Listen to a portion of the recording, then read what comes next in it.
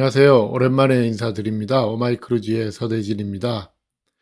크루즈 여행에 관심을 가지시는 분들이 점점 늘어나고 코로나 이후로 최대의 승객 수를 매년 경신하고 있는 크루즈 업계도 처음 크루즈를 가시는 분들께 크루즈를 많이 소개하려는 움직임이 어느 때보다도 활발한데요. 다녀오신 분들도 많으시지만 크루즈를 처음 가보시려는 분들이 훨씬 더 많을 걸로 생각이 됩니다. 많은 분들이 블로그나 유튜브 등에서 정보를 찾아보시고 첫 크루즈 여행을 준비하시는데요. 제가 20년 좀 넘게 이 일을 해오면서 처음 크루즈를 계획하시는 분들이 가장 많이 궁금해하시는 그런 질문들을 차곡차곡 모아서 영상을 만들어 보았습니다. 이미 알고 계신 내용도 있겠지만 크루즈를 예약하시기 전에 꼭 한번 다시 보시면은 유용한 정보를 많이 얻으실 수 있으니까 끝까지 한번 보시고 예약하시는 데 도움을 받으시기를 바랍니다. 시작하기에 앞서서 몇 가지 먼저 드릴 말씀은 처음 50개 질문사항은 크루즈를 예약하기 전에 궁금해하시는 그런 질문하고 나중에 50개 질문은 예약하신 후에 크루즈 여행을 준비하시면서 궁금해하시는 질문들로 구분했습니다. 그리고 같은 내용을 설명드리더라도 크루즈 선사마다 그리고 같은 선사라도 배마다 약간씩 다른 점이 있을 수 있으니까 그 점은 감안해서 들어주시면 좋겠고요. 그리고 크루즈사의 규정이나 룰들은 수시로 변동이 될 수 있는데 이런 부분은 영상을 준비하는 시점과 또 그 이후에 시점에서 바뀔 수도 있으니까 영상이 제작된 시점을 기준으로 말씀드리는 거고 그 추후에 변동이 될 수도 있다는 점을 미리 말씀드립니다.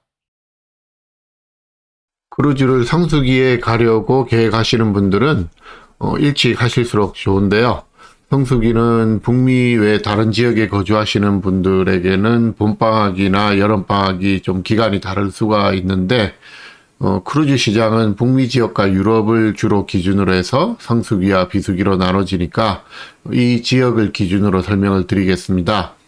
먼저 부활절 봄방학 일주일간 이 시기는 음력 설날처럼 매년 날짜가 조금 바뀌는데요. 부활절 봄방학 이 기간하고 그리고 여름방학이 시작되는 5월 말부터 8월 말까지 그리고 크리스마스와 연말, 새해가 성수기인데요. 이때 크루즈를 가시려는 분들은 되도록 일찍 예약하실수록 좋겠습니다.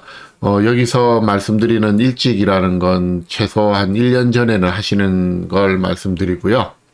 그리고 몇 가지 경우에 성수기뿐만 아니라 항상 좀 더 일찍 예약을 하시면 좋은 경우가 있는데 첫 번째는 유명한 디즈니 크루즈입니다. 특히 성수기에 하시려면 무조건 일찍 하실수록 좋고요. 그리고 새로 나온 최신형 크루즈선을 꼭 타시길 원하시면 가능한 일찍 예약을 하실수록 좋다고 말씀드릴 수 있겠습니다. 그리고 갈라파고스라든지 남극 등 특별한 지역을 운항하는 소형 익스피디션 크루즈들도 선실이 많지 않기 때문에 최소한 1년 전에는 예약을 하시는 게 좋고 그보다 더 빨리 예약을 하셔야 하는 경우도 꽤 많이 있습니다.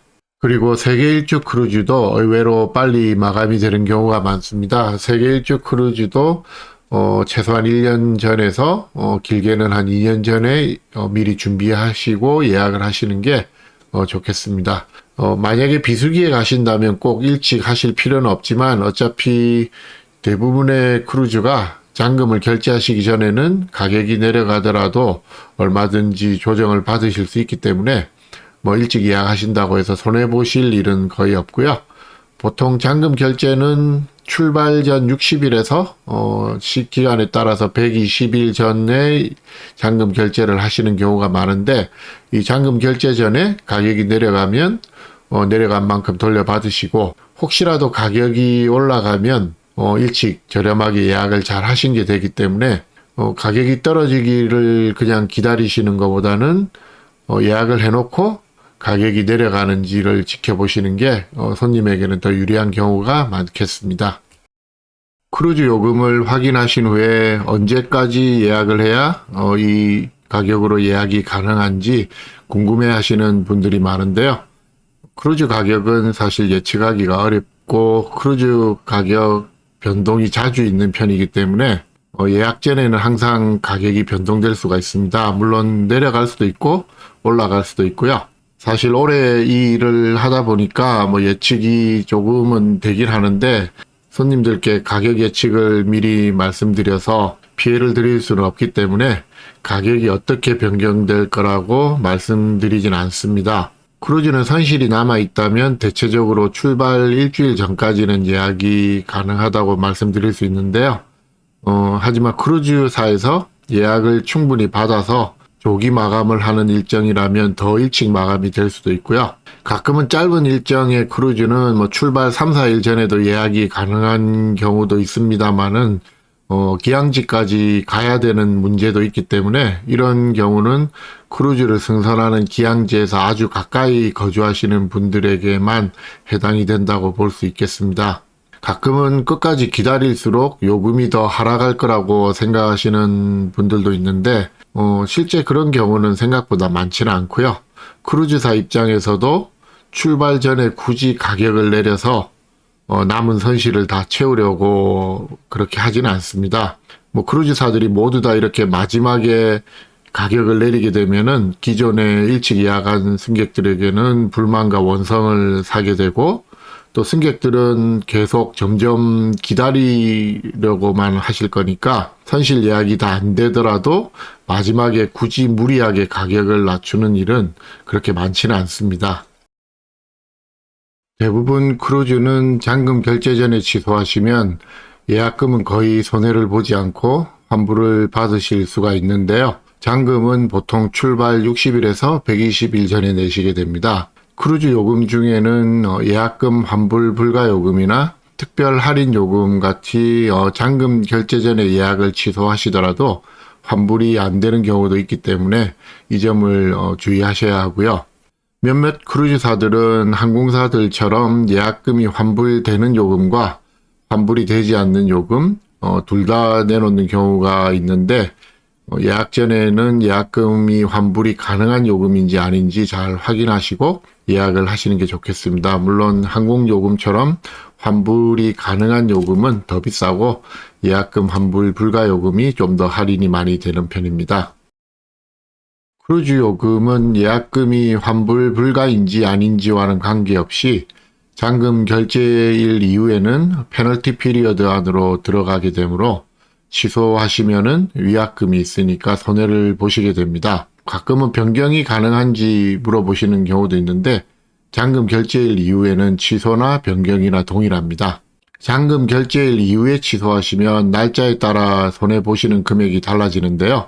크루즈사마다 이 위약금 취소 규정은 약간씩 다르기 때문에 예약하실 때 아니면 취소하실 때 미리 잘 확인을 하시는 게 좋겠습니다. 대부분 크루즈사들은 출발 날짜가 가까워질수록 더 많은 위약금을 부과하는데요. 예를 들면 출발 121일 전에 취소하시면 전액 환불이 되는 크루즈를 예약하셨다면 출발 전 120일부터 91일까지는 25%, 90일에서 61일 사이에 취소하시면 50%, 60일에서 31일 전까지는 75%를 손해보시게 되고요. 출발 전 30일 안으로 들어가서 취소하시면 100% 손해를 보시게 됩니다. 이 규정은 크루즈사마다 조금씩 다릅니다. 그리고 고가의 럭셔리 크루즈나 리버 크루즈 같이 잔금 결제 전에 취소를 하시더라도 위약금은 없는데 1인당 100불에서 많게는 150불 15%가량의 취소 수수료를 부과하는 경우도 있으니까 비싼 크루즈를 예약하실 때도 규정을 잘 확인하시는 게 좋겠고요. 예약금은 크루즈사나 크루즈의 기간, 프로모션에 따라서 조금씩 달라지는데요. 대부분 크루즈는 짧은 3, 4박 일정에는 1인당 100불 정도, 한 5박에서 8박 정도 일정은 1인당 250불, 9박 이상 크루즈는 1인당 450불 정도 예약금을 내셔야 합니다.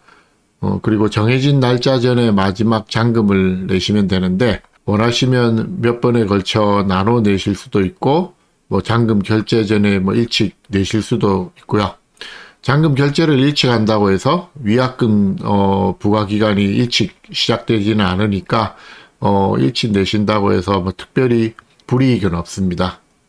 크루즈사에 따라서는 예약금을 20%로 책정하는 크루즈사도 있고, 세계 일주 크루즈 같은 경우는 예약금과 중도금, 잔금으로 나눠내는 경우도 있는데요. 그리고 가끔은 예약금이 50% 또는 반액이라고 광고를 하는 걸 보시는 경우가 있는데, 이거는 예약금을 절반만 먼저 내면 된다는 거지 예약금 자체를 반으로 깎아드리는 게 아니니까 그 점은 혼동하지 마시고, 어차피 전체 금액은 잔금 결제 때 다 내셔야 하는 거니까 예약금을 조금 내나 많이 내나 큰 차이는 없겠습니다. 거의 모든 크루즈사는 예약 후 잔금 결제일 전에 가격이 내려가면 내려간 요금으로 조정을 해드립니다. 단 일부 크루즈사에서 판매하는 100% 환불 불가 요금으로 예약하신 경우는 잔금 결제 전이라도 요금 조정이 안 되는 경우도 있습니다. 대표적으로 디즈니 크루즈라든지 홀랜드 아메리카 크루즈사에서 판매하는 100% 환불 불가 요금으로 예약하신 경우에는 잔금 결제 전이라도 요금 조정이 안 되는 경우가 있으니까 유의하시고요. 이런 100% 환불 불가 요금 같은 경우는 할인이 워낙 많이 된 요금인 경우가 많기 때문에 요금이 다시 내려가는 경우는 거의 없다고 보시면 좋겠고요. 그리고 잔금을 다 결제하신 후에는 가격이 내려가도 크루즈사가 조정을 해드리거나 환불을 해드리는 경우는 없고요. 마찬가지로 결제하신 후에는 가격이 올라가도 더 내지도 않으시고요. 다시 말씀드리자면 예약금 내시고 잔금 결제일 전까지는 가격이 내려갔을 때는 대부분 조정이 가능하고 잔금 결제일 이후에는 더 이상의 가격 조정은 없다고 보시면 되겠습니다. 한 가지 참고하실 사항은 예약하실 때 받으시는 여러 가지 특전들은 잔금 결제 전에 가격이 내려가서 조정을 받으실 때 이런 특전들이 없어질 수도 있기 때문에 이 점도 감안하셔서 조정을 받으셔야 하는데요. 예를 들어서 200불 온보드 크레딧을 받기로 하고 예약을 하셨는데 가격은 100불이 내려가도 기존에 받았던 온보드 크레딧 200불이 없어진다면은 오히려 100불 손해보시게 되는 경우가 되니까 이런 경우에는 가격 조정을 안 하시는 게 더 이득이 되겠습니다. 앞서 가격 변동에 대해 말씀드린 것과 같은 맥락인데요. 크루즈 예약 후에 온보드 크레딧이라든지 무료 선상팁 같은 특전이나 행사가 있는 경우에는 가격이 변동됐을 때와 마찬가지로 잔금 결제 전이라면 대부분 받으실 수가 있습니다. 만약 가격이 오르고 특전이 새로 나왔다면 어떤 점이 더 이익이 되는지 비교를 해서 변경을 하시는 게 좋고요. 앞서 말씀드린 특전 변경에 대한 예를 든 것과 같은 맥락인데요. 온보드 크레딧을 100불 받으실 수 있는 프로모션이 새로 나왔는데 이 100불을 받으시기 위해서 가격이 200불이 더 올랐다. 그러면은 변경을 안 하시는 게 오히려 더 이득이 되겠습니다. 이런 특전이나 혜택 중에는 크루즈사에서 드리는 특전이 아니라 예약하시는 업체에서 드리는 특전인 경우도 있는데 이런 특전이 새로 나왔다면 잔금 결제 전이라도 받으실 수 없는 경우가 많습니다.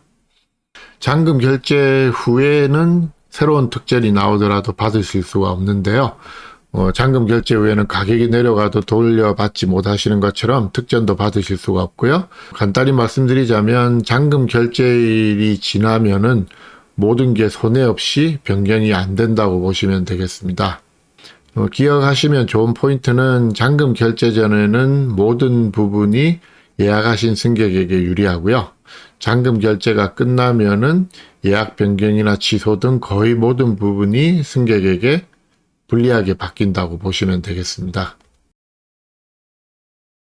한국에서는 대부분 상품의 부가세 10%가 포함되어서 표시가 되지만 미국은 대부분의 주에서 상품 가격에 주에서 정해놓은 몇 퍼센트의 세금이 추가가 되기 때문에 크루즈를 예약하시는 분들이 세금이 몇 퍼센트인지 궁금해 하시는 경우가 가끔 있는데요. 크루즈 요금의 세금은 이 퍼센트로 책정이 되지 않고 고정 금액으로 책정이 되어 있습니다. 예를 들어서 특정 크루즈 상품에 정해진 세금이 150불이라면 선실 요금이 1000불이든 5000불이든 10,000불이든 상관없이 1인당 세금은 동일하게 150불이 됩니다. 한 가지 예외는 하와이 크루즈인데요. 호놀룰루에서 출발하는 7박 노르웨이지안 하와이 크루즈 같은 경우에는 고정된 세금과 하와이 주에서 붙이는 특정 퍼센테이지 세금이 두 개가 동시에 붙기 때문에 비싼 선실을 하시는 분들의 세금이 약간은 더 높은 경우가 많이 있습니다.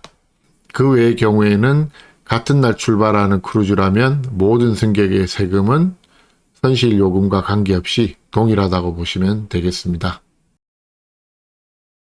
거의 모든 크루즈는 해외여행이므로 거주지와 국적에 관계없이 여권이 필요하고요. 특히 알래스카 크루즈 같은 경우 미국에 사시는 분들은 알래스카가 미국 땅이라고 생각하셔서 국내 여행으로 오해하시는 경우가 있는데, 알래스카 내륙 여행은 국내 여행이지만 알래스카 크루즈는 해외 여행이기 때문에 여권이 있어야 하고요. 미국 재입국에 문제가 없어야 승선이 가능합니다. 알래스카 크루즈는 미국을 떠나서 여행을 하시고 다시 미국에 재입국을 하시기 때문에 미국 재입국에 문제가 있으신 분들은 알래스카 크루즈를 가시기 힘들고요. 미국 시민권자분들은 여권이 없는 경우에 카리브해 크루즈라든지 이런 경우 미국에서 출발해서 다시 미국으로 돌아오는 크루즈 같은 경우에는 어린 자녀분들은 미성년자는 출생증명서라든지 성인 같은 경우는 시민권 증서로도 가실 수 있는 경우가 있는데, 크루즈를 타실 수는 있지만 그래도 여권을 만들어서 가시는 게 훨씬 좋습니다. 예를 들어서 바하마를 가셨는데 어떤 이유에서든지 아프시다든지 어떤 경우에 크루즈로 돌아오지 못하시고 바하마에 남게 되신다 그러면 나중에 예를 들어 치료를 받으시고 비행기를 타고 미국으로 돌아오셔야 되는데, 이런 경우에는 여권이 없으면 비행기를 타실 수가 없기 때문에 아주 곤란한 경우가 생기기 때문에 크루즈 가실 때는 웬만하면 여권을 꼭 만드셔서 지참하고 가시는 게 좋겠습니다. 그리고 미국에 사시는 영주권자분들은 해외여행이기 때문에 여권과 영주권 두 가지를 모두 다 가지고 가셔야 승선이 가능합니다. 둘 중에 하나 안 가져가시면 승선이 안 되니까 유의하시기 바랍니다. 크루즈사마다 그리고 크루즈 기간에 따라 약간 다르지만 보통 만 6개월부터 승선이 가능한데요. 크루즈 일정 중에 항해만 하는 C데이가 3일 연속 이상 있는 크루즈는 만 1세부터 승선이 가능합니다. 그리고 특정 크루즈는 예를 들어 바이킹 크루즈라든지 버진 버예지 크루즈 같은 경우에는 만 18세 이상만 승선이 가능하고요. 만 18세 이상이라 하더라도 만 21세 이상 성인과 함께 타셔야지 만 18세, 19세 되는 미성년자 2명만 크루즈를 가시는 것은 불가능합니다. 보통 크루즈가 시작하는 시점이나 끝나는 시점에 임신 22주에서 24주가 되는 임산부는 승선을 하실 수가 없습니다. 정확한 규정은 크루즈사마다 약간씩 다른데요. 어떤 크루즈사는 크루즈 승선하는 날을 기준으로 임신 22주가 넘으면 안 되고, 어떤 크루즈사는 크루즈가 끝나는 시점에 임신 22주 안으로 들어가면 안 되고, 이렇게 크루즈사마다 약간씩은 다르지만 대체적으로 임신 22주에서 24주 정도 되시는 분들은 크루즈를 타실 수가 없습니다. 그리고 임신 22주 미만이실 때는 의사소견서를 지참하셔야 하겠습니다. 임신으로 인해서 승선 거부를 당하시면 여행자 보험이 있어도 보상을 받으실 수가 없기 때문에 크루즈사 규정을 잘 확인하시고 계획을 하셔야 되겠습니다. 어린이 무료 크루즈는 크게 두 가지가 있습니다. MSC 크루즈 같이 만 12세 미만의 어린이가 성인 2명과 함께 같은 선실을 예약하실 때 세금만 내고 무료로 예약이 가능하기 때문에 보통 연중 항상 어린이 무료로 예약이 가능합니다. 이 어린이 무료 요금은 12세 미만 어린이가 같은 선실에 세 번째, 네 번째 승객일 때만 해당이 되겠습니다. 그래서 12세 미만 자녀분이 있으신 분들에게는 이 MSC 크루즈사의 어린이 무료 크루즈가 아주 매력적인 요금이 될 수 있는데요. 이 어린이 무료 MSC 크루즈를 선택하시기 전에는 두 가지 점을 유의하셔야 하겠습니다. 첫 번째는 어린이 무료 크루즈이기 때문에 상대적으로 어린이들이 많을 수밖에 없는 크루즈고요. 그래서 신혼여행을 가시거나 성인들만 가신다면 이 점을 잘 고려해서 준비를 하시는 게 좋겠고요. 두 번째는 어린이 무료 크루즈라 가격이 좋다고 해도 비슷한 다른 크루즈와 꼼꼼히 비교를 해보시고 선택하시는 게 좋습니다. MSC 크루즈가 10년이 넘게 계속 어린이 무료로 저렴하게 팔아야만 다른 업체와 경쟁을 할 수 있는지 그 점을 잘 고려하시는 게 좋고요.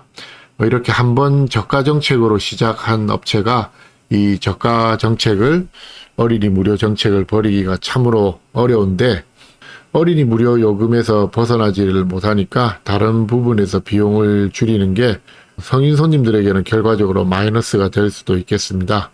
쉽게 말씀드리면 싼 거는 다 싼 이유가 있다라고 말씀을 드릴 수가 있겠습니다. 그리고 그 외에 다른 크루즈사들은 비수기의 특별 요금으로 어린이 무료 요금을 내놓는 경우가 있는데요. 대표적으로 홀랜드 아메리카라든지 프린세스, 로얄 캐리비안, 노르웨이지언 크루즈사들도 비수기에는 가끔 키즈 프리 이래서 어린이는 세금만 내는 그런 요금을 내놓는 경우도 있기 때문에 비수기에 가신다거나 그럴 때는 MSC 같은 크루즈하고 비교를 잘 해보시고 결정을 하시면 좋겠습니다. 영어를 잘 못하시는 분들도 얼마든지 크루즈 여행을 가실 수 있는데요. 물론 영어를 좀 잘 하시면 더 편하시긴 하겠지만 영어가 부족하다고 굳이 크루즈 여행을 포기하실 필요는 없다고 생각을 합니다. 먼저 제가 생각하는 최소한의 필요한 영어는 외국에 나가셔가지고 현지 식당에서 메뉴판 보고 음식 주문해서 식사를 하실 수 있는 정도면 크루즈는 하실 수 있다고 생각을 하고요.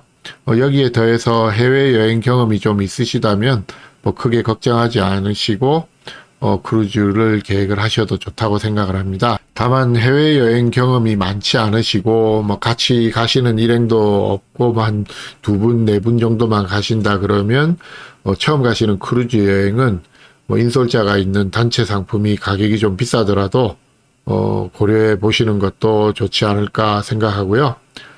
참고로 말씀드리자면 인솔자가 있는 해외여행이나 크루즈 여행은 당연히 개별적으로 예약해서 가시는 상품보다 더 비쌀 수밖에 없는데요.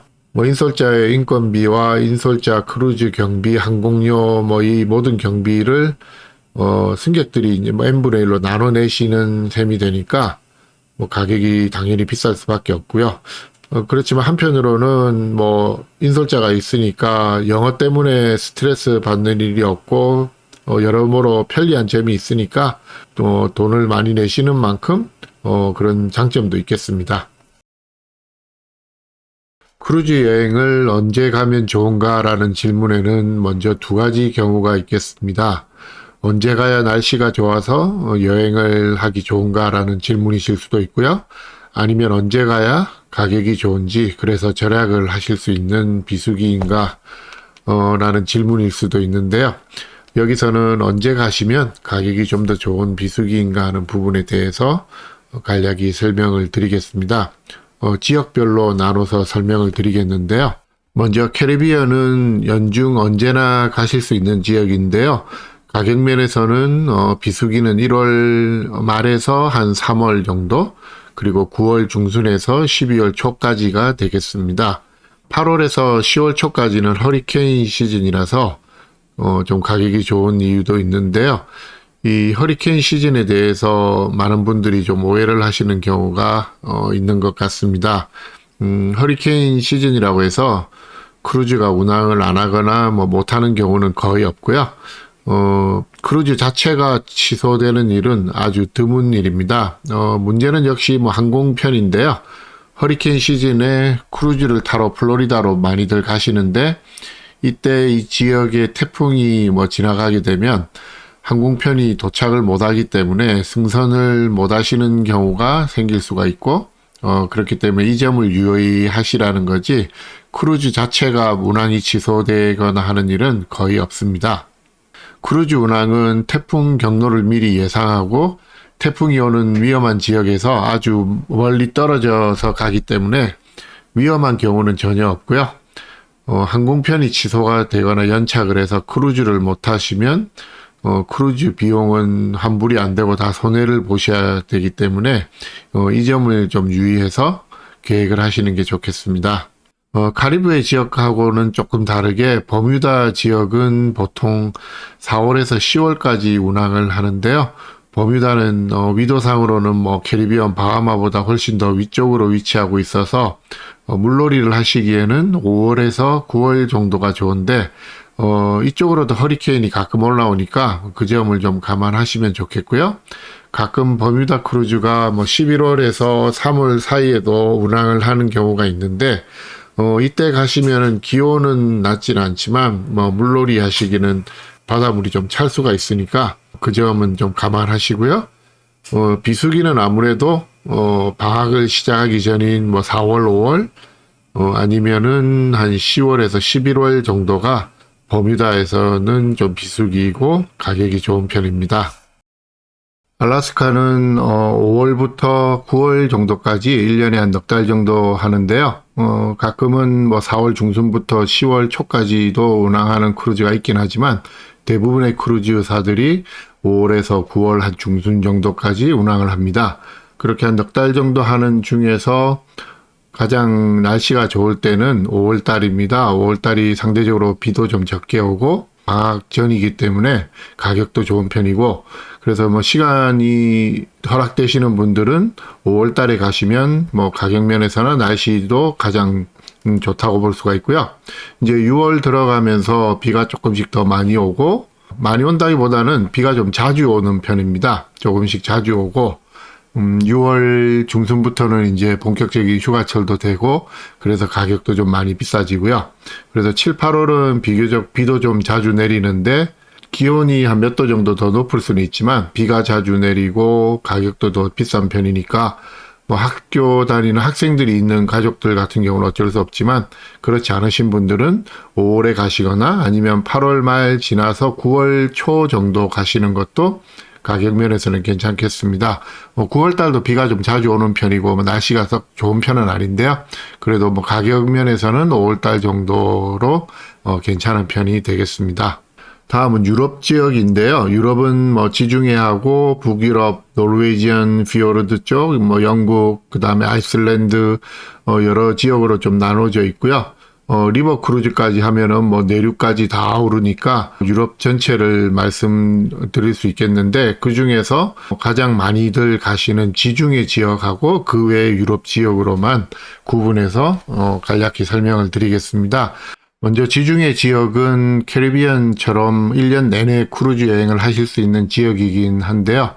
대부분의 메이저 크루즈 회사들은 5월에서 10월 정도까지만 운항을 합니다.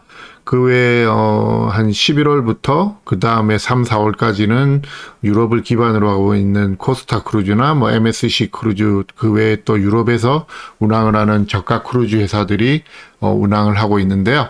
대부분의 큰 회사들은 5월부터 10월까지 운항을 한다고 보시면 되겠고요. 그러면 5월에서 9월, 10월까지 운항하는 지중해 지역에서는 5월이 그래도 가격이 좀 좋은 편이고 날씨도 좀 덜 덥기 때문에 여러모로 좋은 시즌이 되겠고요. 그 외에는 이제 9월 지나서 10월 정도, 지중해 지역은 뭐 9월 초까지, 9월 중순까지도 뭐 상당히 더운 편이고 7, 8월은 아주 덥기 때문에 가격도 비싸지만 날씨도 좀 더우니까 그 점을 감안해서 계획을 하시면 좋겠습니다. 그리고 스칸디나비아와 발트해 지역인데요. 이 지역은 요즘 우크라이나와 러시아 전쟁 때문에 상품 수가 상당히 많이 줄었는데, 이 지역과 그리고 노르웨이 해안선을 따라 올라가는 노르웨이지안 피오르드 크루즈, 그리고 아이슬란드 지역에서 출발하고 아니면 아이슬란드에서 끝나는 크루즈 등은 주로 5월에서 8월 정도까지 많이 운항을 합니다. 이 지역도 마찬가지로 5월이 가격도 좋은 시기고 상대적으로 좀 크루즈 가시기가 덜 부담스러운 지역이고요. 아이슬란드 지역은 어차피 크루즈 운항 기간이 한 두세 달 정도로 짧기 때문에 비수기나 뭐 성수기를 나누기는 조금 애매하다고 보겠습니다.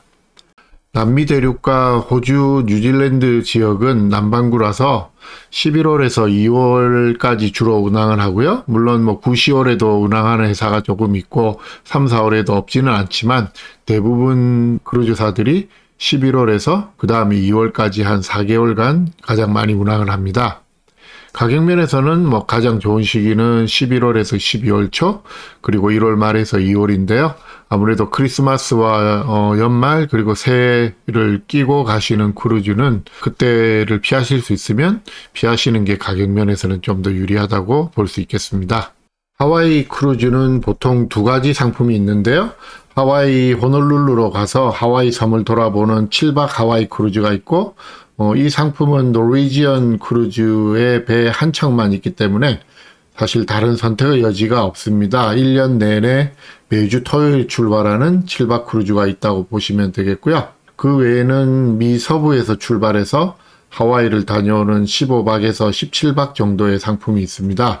주로 뭐 LA 아니면은 샌프란시스코, 가끔은 샌디에고나 밴쿠버에서 출발해서 태평양을 가로질러서 하와이까지 가서 하와이 섬 몇 군데 돌고 다시 미국으로 돌아오는 이 일정이 15박에서 한 17박 정도 되는 하와이 크루즈인데요. 하와이는 4월부터 10월까지가 비교적 건기이므로 이때가 여행하시기 비교적 좋은 편이고요. 코로나 이후로 이 7박 하와이 크루즈 상품이 가격이 상당히 많이 올랐는데요. 예전에 처음 하와이 크루즈를 이 노르웨이지언 크루즈가 시작할 때 세 척의 배를 투입했는데 이 세 척의 배를 투입했을 때 수요를 잘못 예측하고 투입을 한 바람에 배를 채우지 못해서 가격이 상당히 좋은 때가 한 2, 3년 있었습니다. 그 이후에 노르웨이지언 크루즈 회사에서 배 두 척을 빼버리고 딱 한 척만 남겨놓은 이후로는 가격이 점점점 상승하는 추세였는데 코로나 때 해외여행을 많이 가지 못하는 미국 승객들이 하와이 크루즈로 많이 몰리면서 상대적으로 하와이 크루즈 가격이 좀 많이 오른 편입니다. 그래서 이 7박 하와이 크루즈는 언제 가시든 저렴하게 가시기는 좀 힘들지 않나 그렇게 보이고요. 그래도 그나마 약간 저렴할 때가 2월에서 3월 그리고 10월에서 12월 초 정도가 되겠습니다. 크루즈 예약은 성수기에는 일찍 예약하시는 편이 그나마 조금이라도 더 저렴한 편이고요. 비수기에는 사실 계속 가격을 지켜보는 방법 외에는 특별하게 싸게 할 수 있는 방법은 없다고 볼 수 있는데요. 만약 가격이 좋으면은 가고 아니면은 안 가도 되는 그런 분들이시라면 그야말로 가장 좋은 가격에 가실 수도 있는데요. 그렇지 않고 가족 여행이나 신혼여행, 기념여행 등을 계획하신다면은 날짜가 정해지는 대로 예약을 해놓고 지켜보시는 편이 가장 좋겠습니다. 크루즈의 시니어 할인은 한 선실에 만 55세 이상의 승객이 한 분만 계시면 그 선실은 전체 다 시니어 할인 요금을 받으실 수 있는데요. 그러니까 예를 들어 만약에 만 55세 이상의 부모님을 모시고 크루즈를 가신다면 그리고 선실이 2개 필요하시다면 부모님을 각각 다른 선실로 한 분씩 예약을 하면 두 선실 모두 다 시니어 할인 혜택을 받으실 수도 있겠습니다. 다만 이 시니어 할인에 대해서 꼭 아시면 좋은 점은 이 시니어 할인이라는 게 놀이공원이라든지 지하철이라든지 이런 요금처럼 1년 내내 항상 있는 게 아니고요. 비수기에 주로 나오기 때문에 만 55세 이상이라고 크루즈가 항상 할인이 되는 건 아니라는 점을 아시면 좋겠습니다. 시니어 할인은 예약 전에 꼭 확인을 해보시되 항상 있을 거라고 오해를 하지 않으시는 게 좋겠고요. 크루즈 회사에서는 비수기 때 그러니까 시니어 분들이 비교적으로 시간적인 여유가 많으신 그런 기간에 예상보다 예약이 좀 저조하면 시니어 할인이라든지 다른 할인 요금을 내놓는 경우가 많은데요. 처음부터 시니어를 할인해주는 요금을 내놓는 크루즈 회사는 없습니다. 크루즈 요금에는 숙박하는 선실과 대부분의 식사와 음료가 포함되어 있는데요. 그리고 공연 관람이라든지 뭐 헬스클럽 같은 시설 이용 이런 것들도 크루즈 요금에는 다 포함이 되어 있습니다. 물론 크루즈사마다 조금씩 다른 부분은 있지만 일반적으로 크루즈를 예약하실 때 요금에 포함된 사항을 말씀드리자면 뷔페 식당에서 아침, 점심, 저녁 식사를 하실 수 있고요. 그리고 메인 다이닝룸에서 아침, 점심, 그리고 풀코스 저녁 정찬 식사를 하실 수가 있습니다. 이 모든 게 요금에 포함되어 있고요. 그 외에 뭐 스낵이라든지 피자, 햄버거, 뭐 샌드위치 같은 것들 대부분이고요. 그리고 음료로는 일단 정수된 식수와 뭐 주스, 커피, 아이스티, 레모네이드, 뭐 우유 이런 음료들은 크루즈 요금에 다 포함되어 있다고 보시면 되겠습니다. 그리고 아침 식사를 룸서비스로 시켜서 선실에서나 아니면 발코니에서 드실 수 있는데 이 룸서비스는 크루즈사마다 조금씩 다르지만 어떤 크루즈 회사들은 좀 기본적인 아주 간단한 메뉴만 무료 룸서비스가 제공되고 핫푸드 종류는 따로 요금을 좀 받는 크루즈 회사도 있고 또 어떤 크루즈 회사는 무조건 배달료를 한 번에 7불, 8불 정도 부과하는 그런 크루즈사들도 있기 때문에 아침 룸서비스는 포함이 되어 있긴 하지만 모든 게 다 포함이 되어 있지 않다는 걸 아셨으면 좋겠고요. 그 외에 뭐 대부분 공연이나 쇼 관람들은 크루즈 요금에 다 포함이 되어 있습니다. 일부 크루즈사들은 어떤 특정 공연이나 뭐 서커스라든지 뭐 마술쇼라든지 이런 것들을 돈을 좀 더 받고 뭐 식사나 음료를 제공하면서 보실 수 있는 그런 경우도 있긴 한데 많지는 않고요. 대부분의 공연은 모두 크루즈 요금에 포함되어 있다고 보시면 되겠습니다. 그 외에 뭐 크루즈 안에 시설들 예를 들어 풀장이라든지 헬스클럽이라든지 어린이 시설이라든지 이런 거는 다 포함이 되어 있고요. 스파 같은 경우는 일부 옛날 크루즈선에는 뭐 사우나 정도가 무료로 이용하실 수도 있는데 요즘 나오는 새로 나온 배들은 대부분 스파 시설은 입장료를 내야 이용을 하실 수가 있습니다. 크루즈 요금에 포함이 되어 있는 사항들을 말씀을 드렸는데요. 그러면 어떤 것들은 요금에 포함이 되어 있지 않은지 한번 살펴보겠습니다. 요즘은 어떤 요금으로 예약하셨는지에 따라서 약간 다를 수 있는데 기본적으로 크루즈를 예약을 하셨다 그러면 크루즈 요금에는 세금만 포함이 되어 있고 이 요금을 내시면 일단 배를 타실 수는 있는데요. 그 외에 포함이 안 돼 있는 사항은 첫 번째로는 선상 팁이 되겠습니다. 이 선상 팁은 선실을 뭐 청소해주고 정리해주는 캐빈 스튜어드나 식당에서 일하는 웨이터, 보조 웨이터, 그리고 식당 매니저 이 네 사람이 나눠 가지는 금액인데요. 요즘은 크루즈 회사들마다 정해놓은 금액이 있기 때문에 그 금액만 내시면 그 외의 팁은 뭐 신경을 안 쓰셔도 되는데 회사마다 다르지만 보통 하루에 1인당 15불에서 한 16불 정도 그리고 수입선실 승객들은 한 18불에서 20불 정도 그 정도 예상을 하시면 되겠습니다. 그 외에 포함이 되어 있지 않은 사항은 술, 주류나 그리고 탄산음료 뭐 일부 크루즈는 탄산음료가 포함된 경우도 있는데 좀 드물고요. 대부분 크루즈 회사들은 뭐 콜라, 사이다 같은 탄산음료도 술처럼 돈을 받고 판매를 하고요. 그 외에 그냥 커피는 포함이 되어 있지만 뭐 카푸치노라든지 카페라떼 같은 스페셜티 커피는 포함이 되어 있지 않습니다.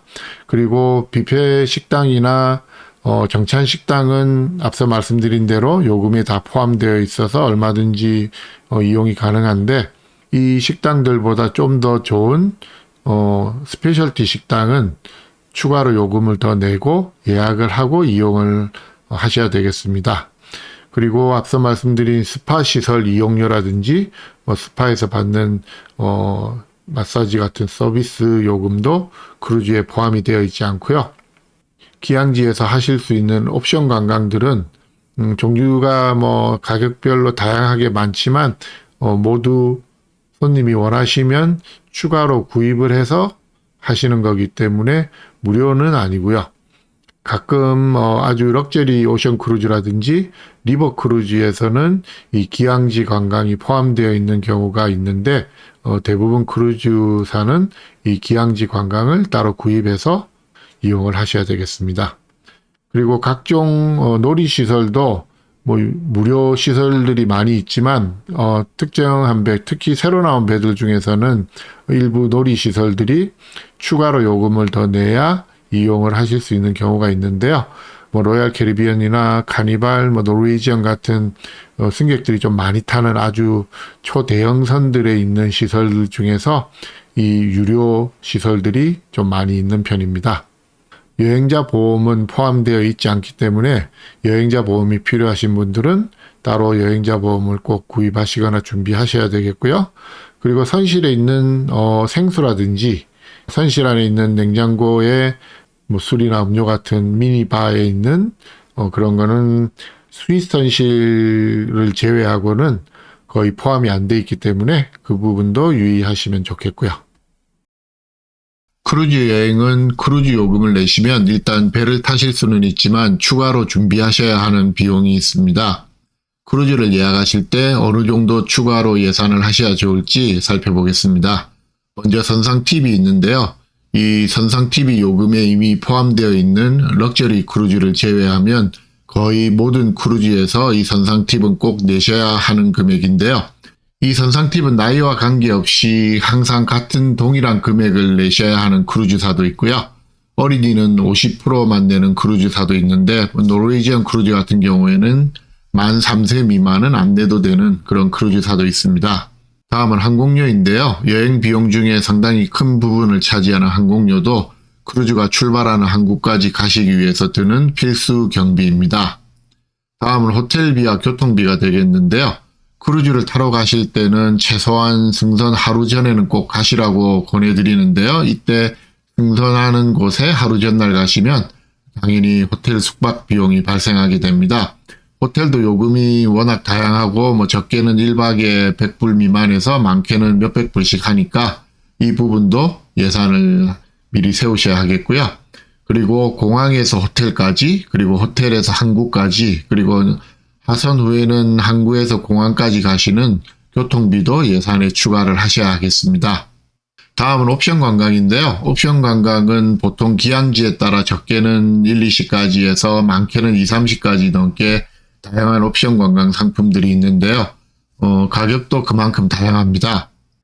캐리비언처럼 비교적 옵션 관광이 많이 비싸지 않은 지역도 있지만 알라스카나 유럽처럼 옵션 관광 요금이 상대적으로 꽤 비싼 지역들도 있는데요. 대략 1인당 한 기항지에 100불 정도 예산을 하시는 게 좋습니다. 기항지에 따라서 100불 이상의 옵션 관광을 해야 하는 곳도 있고 또 어떤 기항지는 큰 비용 없이 개인적으로도 관광을 잘 하실 수 있는 곳도 있기 때문에 대략적으로 말씀드리면 크루즈 예약을 하실 때 들리는 기항지 수에 100불 정도 예산을 하시면 좋겠습니다. 예를 들어 5군데 기항지를 들리는 크루즈를 예약하신다면 적어도 1인당 한 500불 정도를 예산을 하시는 게 나중에 기항지 관광 비용이 너무 많이 나와서 당황하시거나 또 꼭 하셔야 되는 기항지 관광이 있는데 포기하시는 그런 일이 줄어들겠습니다. 다음은 인터넷인데요. 요즘은 인터넷 없이 생활하시기가 상당히 불편하시니까 크루즈 가서도 인터넷을 구입하시는 분들이 많은데요. 대략 한 개 기기당 1박에 15불 정도는 예산을 하셔야 되겠습니다. 이 요금은 크루즈사나 뭐 지역에 따라서 많이 달라지고 인터넷 속도에 따라서 또 달라지게 되는데요. 전체 일정을 다 구입하셨을 때 대략적인 요금입니다. 따라서 7박짜리 크루즈를 예약하신다면 한 개 기기당 100불에서 150불 정도 예산을 하셔야 될 것 같은데요. 다음은 주류와 음료 패키지인데요. 주류 음료 패키지가 포함된 요금으로 예약하시거나 주류 패키지를 따로 구입하시는 경우가 아니라면 주류나 음료 구입에 따로 추가 비용이 들어갑니다. 거의 모든 크루즈에는 주류 구입에 15%에서 20% 정도의 서비스 차지가 자동으로 부과되는데요. 대략 맥주 한 병 또는 뭐 한 잔에 7불에서 9불 정도, 칵테일은 뭐 10불에서 15불, 와인 한 잔에 10불에서 20불 정도 비용이 들어갑니다. 탄산음료나 뭐 스페셜티 커피 같은 경우도 포함이 안 돼 있는 크루즈가 많기 때문에 필요하시면 따로 사 드셔야 되고요. 탄산음료는 뭐 한 캔에 한 2, 3불, 카페라떼 같은 스페셜티 커피는 한 잔에 3, 4불 정도 예상하시면 되겠습니다. 와인은 잔으로도 판매하기도 하는데 병으로도 판매를 하고요. 대략 와인 한 병이 최저 한 40불 정도라고 예상을 하시면 되겠습니다. 그리고 또 추가 요금이 들어갈 수 있는 부분은 스페셜티 식당 이용료인데요. 크루즈 요금에는 대부분의 식사와 음료가 다 포함되어 있지만 크루즈 선안에 추가 요금을 더 내시고 이용하시는 스페셜티 식당들이 꽤 많이 있습니다. 이용료는 대략 1인당 30불에서 많게는 한 60불 정도 되는데요. 일부 식당은 이런 이용료는 없지만 주문한 음식값을 따로 내셔야 하는 경우도 있습니다. 예를 들어 뭐 일식당 같은 경우는 커버 차지, 그러니까 입장료는 없지만 일반 식당들처럼 음식별로 메뉴에 가격이 있기 때문에 원하시는 만큼 주문하시고 또 돈을 지불하시는 그런 방식의 스페셜티 식당도 있습니다. 이미 포함되어 있는 식사만 하시게 되면 추가 비용이 전혀 들지는 않는데 이런 스페셜티 식당을 한두 번 정도 이용하시면은 1인당 대략 한 40불에서 80불 정도의 추가 비용을 예상하시면 좋을 것 같습니다. 스파 시설을 이용하시면 하루에 한 30불에서 한 50불 정도 입장료를 내셔야 되는데요. 전체 일정을 다 이용하는 이용권을 구입하시면 좀 더 절약이 됩니다. 보통 7박 전체 일정을 이용하시는 스파 이용권은 적게는 150불에서 한 250불 정도 됩니다. 그 외에는 개인적으로 쓰시기 나름인 뭐 기념품 구입이나 쇼핑 같은 건데요. 크루즈뿐만 아니라 뭐 어떤 여행을 가시든지 지출할 수 있는 부분이 되겠습니다. 여기까지 비용을 말씀드린 거는 크루즈 여행 비용을 예산하실 때 고려하시면 좋은 지출 내역을 말씀드렸고요. 이보다 더 전략을 하실 수도 있고 더 많이 쓰실 수도 있지만 크루즈 여행에서는 크루즈 요금뿐만 아니라 대략 그런 부분을 감안해서 예산을 세우시면 좋겠습니다. 다음은 크루즈 선실에 대해서 설명을 드리겠습니다. 크루즈 선실은 크게 인사이드와 오션뷰, 발코니와 스윗으로 나뉘어지는데요. 여기서 좀 더 세분화해서 설명을 드리자면 인사이드 선실은 창문이 없는 내측에 있는 선실이고요. 가끔 배에 따라서는 배 안쪽이 보이는 창문이 있는 인사이드 선실도 있습니다. 그리고 오션뷰 선실은 바다가 보이는 창문이 있는 선실인데요. 이 창문을 여실 수는 없고요. 배에 따라서는 창문이 배 구조물이나 뭐 구명보트 등으로 인해 가려져서 바다가 보이지 않는 좀 저렴한 오션뷰 선실도 있습니다. 그리고 발코니 선실은 종류가 여러 가지가 있는데요. 바다가 잘 보이는 오션뷰 발코니 선실이 있고요. 배에 따라서는 배 내측을 보는 발코니가 있는 인사이드 발코니 선실도 있습니다. 그리고 어떤 발코니 선실은 구명보트나 배의 구조물로 인해서 발코니가 최대한 50% 정도 가리는 그런 발코니 선실도 있습니다. 그리고 발코니 선실 중에서는 가끔 라지 발코니라고 해서 발코니 사이즈가 좀 더 큰 발코니 선실이 있는데요. 물론 등급도 더 높고 가격이 더 비싼 경우가 대부분이고요. 어떤 분들은 이 라지 발코니가 발코니 방 자체가 큰 걸로 오해를 하시는 경우가 있는데 대부분 라지 발코니는 그러니까 밖에 있는 외부의 발코니 사이즈가 좀 더 큰 선실이지 방 크기는 동일하다고 보시면 되겠습니다. 그리고 미니 스윗이나 또 주니어 스윗은 발코니보다 좀 더 큰 선실인데요. 발코니보다 좀 크기만 하고 스윗에 대한 혜택은 없기 때문에 미니 스윗, 주니어 스윗이라고 하더라도 스윗 혜택이 없는 경우가 대부분입니다. 배에 따라서는 약간의 스윗 혜택을 받으실 수 있는 주니어 스윗을 가지고 있는 배도 있는데 대부분은 크기만 더 크고 스윗은 아닌 그런 선실이라고 보시면 되겠습니다. 이 미니 스윗이나 주니어 스윗의 장점은 당연히 선실이 발코니보다 더 큰 점인데요. 가장 큰 장점은 욕실이 좀 크다는 점이 가장 큰 장점이 되겠습니다. 그리고 다음은 스윗인데요. 스윗은 뭐 등급에 따라서 아주 다양한 등급이 있고 크루즈사에 따라서 이름이 다른 경우가 많은데요. 뭐 오너 스윗, 그랜드 스윗, 펜트하우스 스윗, 로프트 스윗 뭐 이런 식으로 다양한 스윗이 있습니다. 물론 방 크기나 발코니 크기도 다양하고요.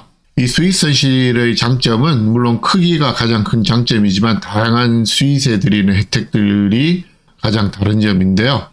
스윗 전용 풀이라든지 스윗 전용 식당, 라운지 등을 이용하실 수 있기 때문에 일반 선실들과는 가격 차이가 많이 나게 되어 있습니다.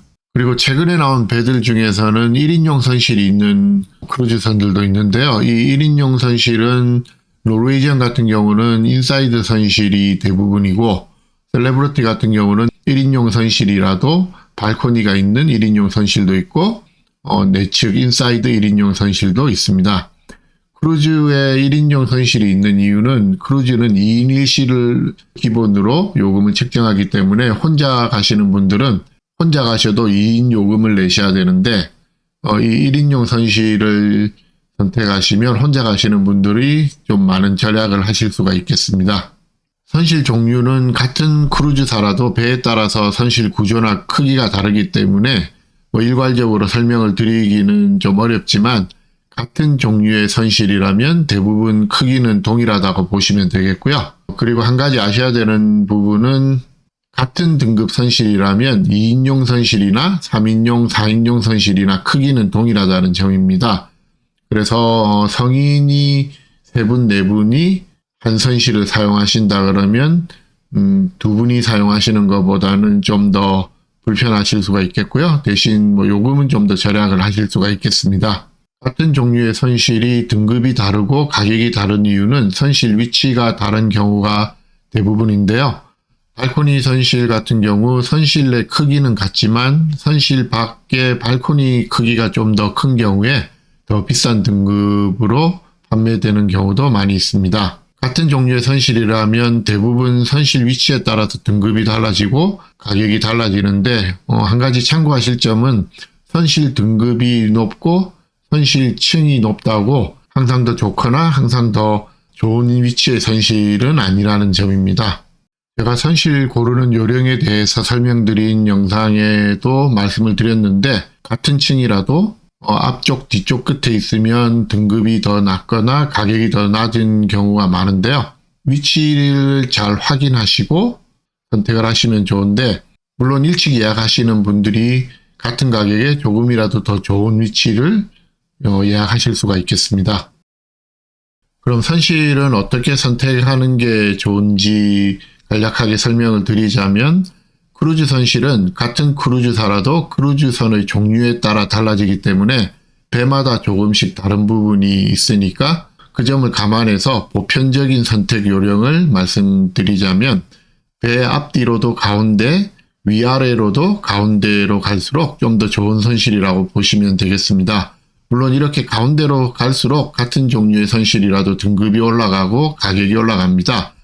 그러니까 가성비가 좋은 선실은 가운데가 꼭 아니더라도 너무 앞쪽이나 뒤쪽이 아니라면 가격이 좋은 등급으로 선택을 하시면 되겠습니다. 바꿔 말씀드리면 위치가 너무 앞쪽 뒤쪽 끝이나 너무 높은 층, 너무 낮은 층이 아니라면은 적당한 위치의 선실로 선택을 하시면 좋은데요. 그리고 한 가지 많은 분들이 오해하시는 경우가 있는데 이 엘리베이터에서 가까우면 트래픽이 많고 좀 더 번잡하고 시끄러울 거라고 생각을 하시는데 크루즈선은 일반 빌딩처럼 그렇지는 않고요.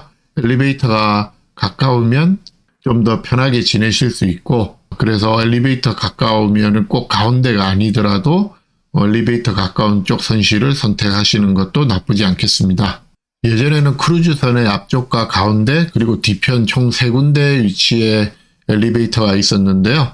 요즘은 앞쪽과 뒤쪽 2군데만 있는 배들도 꽤 많이 있습니다. 엘리베이터의 선실이 가까이 있으면 소음이 많거나 승객들이 많이 지나다녀서 번잡하지 않을까 우려하시는 분들은 엘리베이터에서 좀 떨어진 선실을 원하시는데 제 개인적인 경험으로는 가장 좋은 위치는 엘리베이터와 가까운 선실입니다.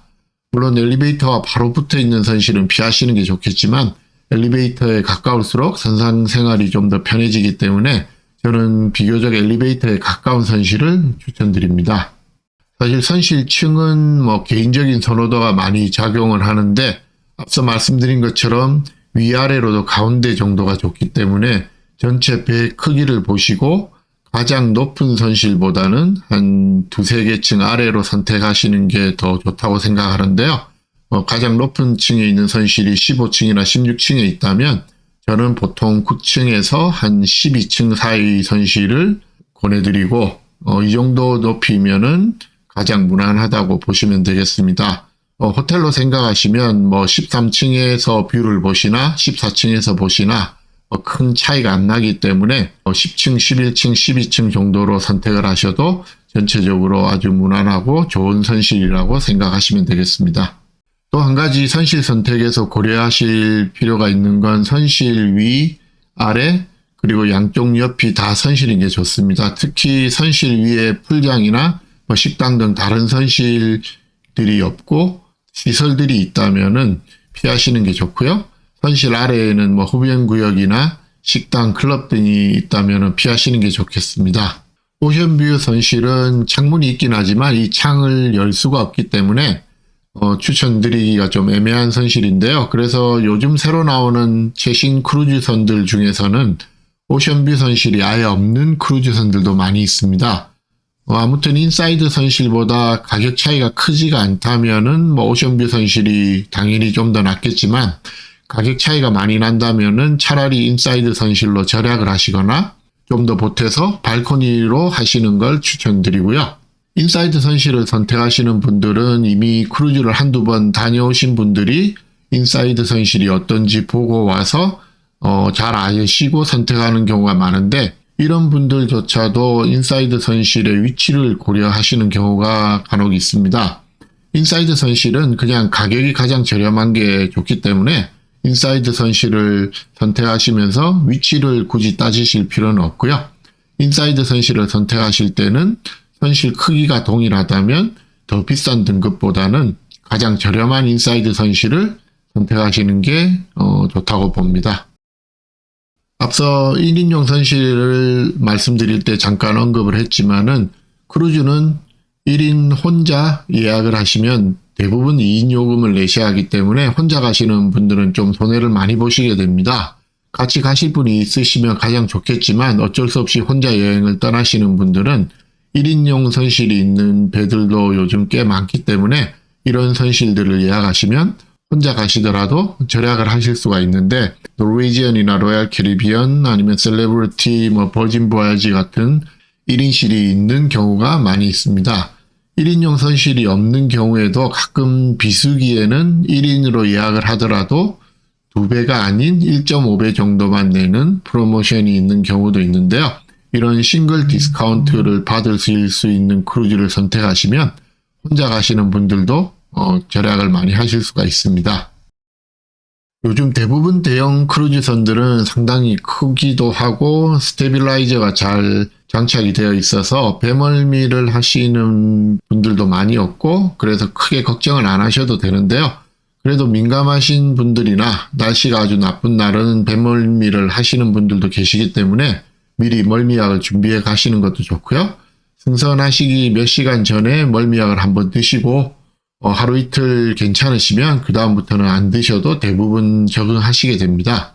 아직까지 멀미 때문에 크루즈를 다시 안 가시겠다고 하시는 분은 제가 거의 못 봤기 때문에 멀미는 그렇게 걱정을 안 하셔도 되고요. 그래도 멀미가 걱정이 많이 되시면은 처음 크루즈를 가실 때 비교적 새로 나온 아주 큰 대형선으로 선택을 하시고 날씨가 좀 좋은 기간에 크루즈를 하시는 거를 추천드리겠습니다. 이 여행자 보험은 여행을 가실 때는 꼭 필수로 준비를 하셔야 되는 부분이라고 생각을 하는데요. 여행자 보험은 크게 두 가지 부분이 포함되어 있습니다. 첫 번째는 여행 가시기 전에 아프거나 다치셔서 여행을 못 가시게 될 때 손해보시는 금액을 보상받으시는 캔슬레이션 프로텍션 부분이 있고요.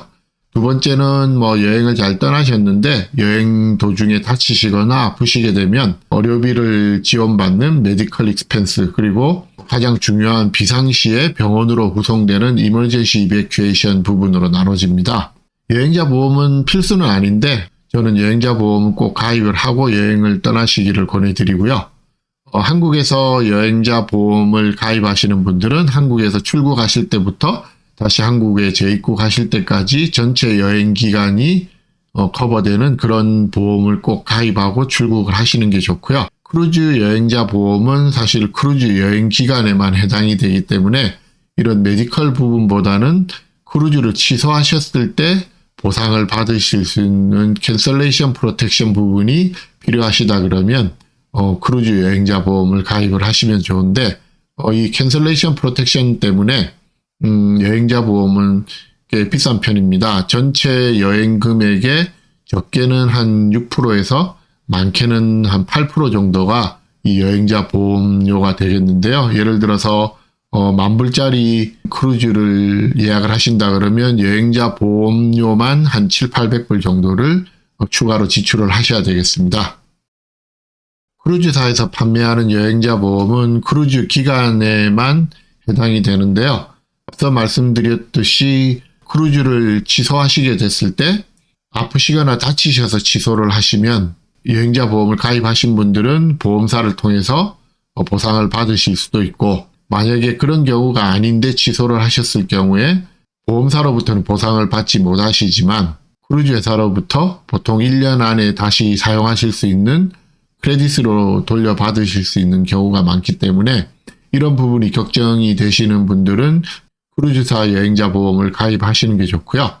그렇지 않고 해외여행 기간 중에 아프시거나 다치셨을 때 의료비 부분만 지원을 받기를 원하시는 분들은 크루즈사 여행자 보험보다는 그런 일반 메디컬 부분만 해당되는 여행자 보험을 가입하시는 게 더 전략을 하실 수 있는 방법이 되겠습니다.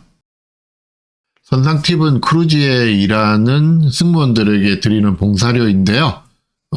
이 선상 팁은 꼭 내셔야 되는 금액이라고 생각을 하시면 되겠습니다. 최상급 럭셔리 크루즈나 일부 버진 보야지 같은 크루즈를 제외하면 대부분 모든 크루즈에는 이 선상 팁을 따로 내시게 되어 있는데요. 1인당 하루에 보통 16불에서 많게는 20불 정도 내셔야 되고, 스위스선실 손님들은 그보다 좀 더 많은 금액을 내시게 됩니다. 그래서 1인당 하루 20불인 경우에는 7박 크루즈를 하시게 되면은 1인당 140불의 선상 팁을 내시게 되겠습니다. 여기서는 그냥 선상 팁이라고 제가 부르는데, 실제로 크루즈를 예약하실 때는 크루즈사마다 이 선상 팁이 다양한 이름으로 불러지는데요. 그래튜이티라고 하기도 하고, 크루 어프리시에이션, 크루 인센티브, 서비스 차지 등으로 불리는데, 엄밀히 따지면은 서로 약간 다른 뜻이기는 한데, 크루즈에서는 대략 모두 선상 팁을 지칭하는 용어라고 생각하시면 되겠습니다. 선상 팁은 선실 담당 승무원과 식당에 있는 웨이터, 보조 웨이터, 그리고 식당 매니저가 일정 비율로 서로 나눠서 가져가게 되는데요. 예전에는 이 4명의 승무원에게 각각 봉투에 현금을 담아서 전해주는 방식이었는데, 요즘은 거의 모든 크루즈사가 승객의 온보드 어카운트에 선상 팁을 자동으로 부과를 해서 나중에 하선하실 때 배 안에서 쓰신 다른 금액과 함께 이 선상 팁을 모두 정산하고 내리시면 되겠습니다. 크루즈 요금에 팁이 포함된 경우를 제외하면은 선상 팁은 꼭 필수로 내셔야 하는 금액입니다. 가끔 선상 팁을 기분에 따라 내도 되고 안 내도 되는 걸로 생각하시는 분들도 계신데, 이 선상 팁은 크루즈 요금의 일부라고 생각하고 꼭 내시는 게 좋고요. 만약 승무원의 서비스에 만족하지 못하시거나 해서 선상 팁을 내지 않으실 수도 있는데, 이런 경우에는 서비스 데스크에 가서 이런저런 이유로 선상 팁을 내지 않겠다고 이야기하고 선상 팁을 온보드 어카운트에서 제외해달라고 요청하실 수는 있습니다. 하지만 정당한 사유가 없이 선상 팁을 안 내겠다고 하는 경우에 해당 승무원은 이 금전적인 손해만 있는 게 아니라 크루즈사와의 고용 재계약에 상당한 불이익을 받을 수 있기 때문에 선상 팁을 내지 않으시는 것은 좀 신중히 생각하시는 게 좋겠습니다. 크루즈사에서 정해놓은 기본 선상 팁 금액만 내시면 따로 팁을 더 내지 않으셔도 무방한데요. 이미 기본 선상 팁에 선실 담당 승무원과 식당에서 서빙하는 승무원들 팁을 다 내셨기 때문에 선실이나 식당에서 추가로 팁을 더 내실 필요는 없습니다. 다만 서비스에 아주 만족하시고 그러시다면은 약간의 현금을 하선전에 좀 더 주셔도 좋겠습니다만은 이 기본적인 선상 팁 금액만 내시면은 더 안 주셔도 전혀 문제가 되지는 않습니다. 대부분의 크루즈사들은 음료나 뭐 주류를 주문해서 드실 때 서명하는 영수증에 팁을 추가로 적는 란이 있는데 이 주류나 음료를 구입하실 때 이미 20% 정도의 팁이 자동으로 부과되어 추가되어 있기 때문에 추가 팁을 더 주실 필요는 없겠습니다. 마찬가지 이유로 뭐 스파에서 마사지 같은 서비스를 받으시면 서명하시는 영수증에 추가로 팁을 적는 란이 있는데 음료 주문과 마찬가지로 스파에서 받으시는 서비스에도 대략 20% 정도의 팁이 자동으로 추가가 되어 있기 때문에 추가로 더 주실 필요는 없고요. 그 외에 룸서비스를 주문하실 때는 배달해온 승무원에게 한 2, 3불 정도의 팁을 주시는 건 좋습니다. 기본적으로 내시는 선상 팁에는 이 룸서비스 배달하는 승무원에게 가는 팁은 없기 때문에 룸서비스를 배달해오는 승무원에게는 약간의 팁을 주시는 것도 좋겠습니다. 그리고 미국 항구에서는 항구에 도착해서 큰 가방을 받는 포터들에게 가방 한 개당 1, 2불 정도의 팁을 주시는 것도 좋은데요. 보통 가방이 한 2개다 그러면 한 5불 정도, 뭐 2-3개라도 한 5불 정도 주시면은 좋겠습니다. 하지만은 유럽이나 그 외 다른 지역의 항구에서는 팁을 안 주는 경우가 꽤 많기 때문에 굳이 안 주셔도 무방하고요. 그 외 지역에서 다른 승객들이 포터들에게 팁을 주는지 어떤지 좀 살펴보시고 그때 따라서 판단을 하시면 되겠습니다. 온보드 크레딧은 크루즈를 예약하실 때 특전이나 프로모션으로 받으시는 경우도 있고 배에 타신 후에도 크루즈사에서 특별한 경우 보상책으로 승객들에게 드리기도 하는 배 안에서 사용이 가능한 금액입니다. 이 온보드 크레딧은 배 안에서 지출한 모든 비용에서 나중에 공제를 하는 방식으로 사용이 가능한데요. 예를 들면 배 안에서 선상팁과 더불어 주류 구입, 옵션 관광, 쇼핑 등으로 총 500불을 쓰셨다면은 그리고 온보드 크레딧을 받으신 게 100불이 있다 그러면 이 500불에서 100불을 제하고 나머지 400불만 하선하실 때 정산하게 되는 방식입니다. 온보드 크레딧은 거의 모든 곳에 다 사용이 가능한데요. 선상팁이나 면세점, 쇼핑, 스파 이용, 기항지 관광, 카지노 등 거의 모든 곳에 이용이 가능하기 때문에 크루즈를 예약하실 때 이 온보드 크레딧을 받으신다면 요금 할인과 마찬가지라고 보시면 되겠습니다. 이 크루즈 예약하실 때 받으시는 온보드 크레딧 같은 경우에는 다 쓰지 않으시면 하선할 때 돌려받으실 수가 없기 때문에 크루즈가 끝나기 전에 마지막 날 밤까지 다 사용을 하시는 게 좋겠습니다. 예전에는 거의 모든 크루즈사가 온보드 크레딧을 배에 승선한 후에 배 안에서만 사용할 수 있게 했는데 요즘에는 이 온보드 크레딧을 승선 전에 미리 사용이 가능하도록 하는 크루즈사들이 늘어나고 있습니다. 크루즈를 미리 준비하실 때 인터넷을 구입하신다거나 스파를 예약하시거나 옵션 관광을 미리 예약하시고 구입하시는 경우가 많은데 이때 이 온보드 크레딧을 미리 사용 가능한 경우가 많이 있습니다. 온보드 크레딧은 대부분 환불이 불가능하다고 말씀드렸는데요. 환불이 가능한 온보드 크레딧도 있습니다. 크루즈사에서 프로모션으로 드린 온보드 크레딧은 배 안에서 다 쓰지 못하시면 환불을 받으실 수가 없는데 만약 크루즈 승선 전에 옵션 관광을 예약하시거나 스페셜티 식당 등을 예약하셨다가 배에 승선하신 후에 취소를 하시게 되면 이때 결제하셨던 금액이 크레딧 카드로 환불이 되지 않고 온보드 크레딧으로 환불이 됩니다. 이렇게 돌려받으신 온보드 크레딧은 다 사용하지 않으시면 환불을 받으실 수가 있는데요. 하선 전날 서비스 데스크에 가셔서 요청을 하시면 되고 현금으로 받으실 수 있는 크루즈선도 있고 아니면은 댁으로 수표를 보내드리는 경우도 있습니다. 크루즈사에 따라서는 크레딧 카드로 환불을 해드리는 경우도 있는데 미리 잘 확인을 하셔야 되겠고요. 만약에 수표를 보내드리는 크루즈사 같은 경우에는 미국 외 지역에 사시는 분들은 이 수표를 우편으로 받으셔서 현금화 하시기가 좀 곤란하실 수 있기 때문에 온보드 크레딧은 웬만하면 다 사용을 하고 내리시는 게 좋겠습니다. 크루즈 여행은 기관과 크루즈사에 따라서 약간 달라지긴 하지만 대개 선실이 8개 이상이 될 때 단체 혜택을 받으실 수가 있습니다. 이 단체를 구분하는 기준은 승객이 몇 명인지는 관계가 없고 선실 개수가 중요합니다. 그래서 2인 1실 기준으로 선실 8개 이상이 돼야 단체 할인 혜택을 받으실 수가 있는데요. 그렇다고 해도 너무 출발 날짜에 임박해서 예약을 하시게 되면 선실이 8개 이상 많더라도 단체 할인 혜택이라든지 단체 혜택을 받으실 수는 없겠습니다. 크루즈사와 기간에 따라서 조금씩 다르지만 최소한 출발 6개월 이전에는 예약을 하셔야 이 단체 할인 혜택을 받으실 수가 있고요. 좀 인기 있는 크루즈 노선이라든지 좀 성수기에 가신다 그러면 대부분은 9개월에서 12개월 전에는 예약을 시작하셔야 이 단체 혜택을 받으실 수가 있겠습니다. 이 주류 패키지나 음료 패키지를 구입을 하시는 거는 승객에 따라서 좀 이득이 될 수도 있고 아닐 수도 있겠는데요.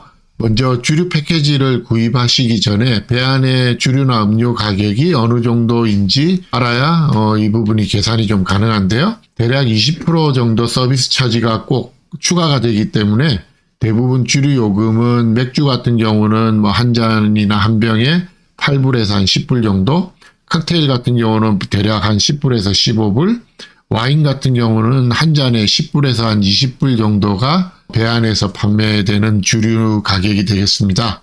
그 외에 탄산음료, 콜라, 사이다 같은 경우는 뭐 한 병이나 한 캔에 2, 3불 정도, 거기에 뭐 20%또 서비스 차지가 추가가 되고요. 만약 하루에 맥주 한 병, 칵테일 한 잔, 와인 한 잔 정도를 매일 드신다면은 대략 3, 40불 가량의 지출을 하시게 되는데요. 주류 패키지가 하루에 뭐 4, 50불 정도라면 주류 패키지를 구입해서 뭐 주류와 탄산음료 또 그 외 음료까지 편하게 드시고 이용하시는 게 어느 정도 전략도 되고 여행이 좀 더 즐거우실 수가 있겠는데요. 만약 하루에 한 잔, 뭐 2잔 정도 이상은 절대 드시지 않는다면은 주류 패키지를 구입하시는 것보다 필요하실 때만 구입해서 드시는 게 더 절약이 되겠습니다. 주류 패키지를 구입하실 때는 뭐 각자의 주량을 감안해서 계산을 해보시고 구입을 하시면 되겠는데요. 주류 패키지의 하루 가격보다 더 많이 드시지 않는다면 당연히 구입을 안 하시는 게 더 좋겠습니다. 이 주류 패키지는 같은 선실 안에 성인은 모두 구입을 하셔야 되기 때문에 두 분 중에 한 분만 술을 드신다면 오히려 구입을 하지 않는 편이 나을 수도 있고요. 예외가 있다면은 노르웨이지안 크루즈 같은 경우에는 서비스 차지만 내시면 주류 패키지를 무료로 드리기 때문에 아예 술을 안 드시는 분들을 제외하고는 대부분 이 서비스 차지를 내고 주류 패키지를 받으시는 게 더 전략이 되는 경우가 많습니다.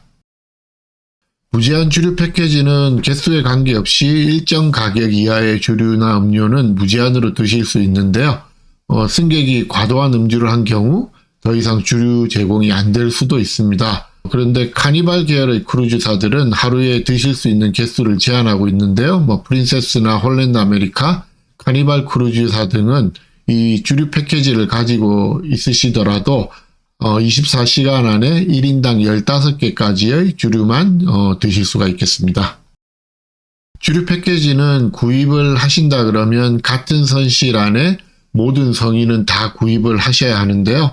크루즈 회사에서 뭐 한 분만 구입하셔서 몰래 나눠 드시는 거를 원치 않기 때문에 같은 선실 안의 성인은 술을 드시거나 드시지 않거나에 관계없이 무조건 다 구입을 하셔야 되고요. 뭐 예외가 있다면 임산부 같은 경우에는 닥터 노트를 지참하시면은 구입을 하지 않으실 수도 있겠습니다. 그리고 이 주류 패키지는 크루즈 전체 일정을 다 구입을 하셔야 되고요.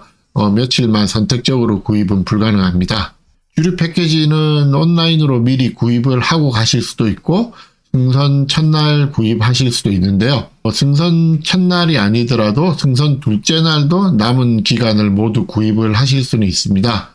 하지만 셋째 날부터는 이 주류 패키지 구입은 불가능하고요.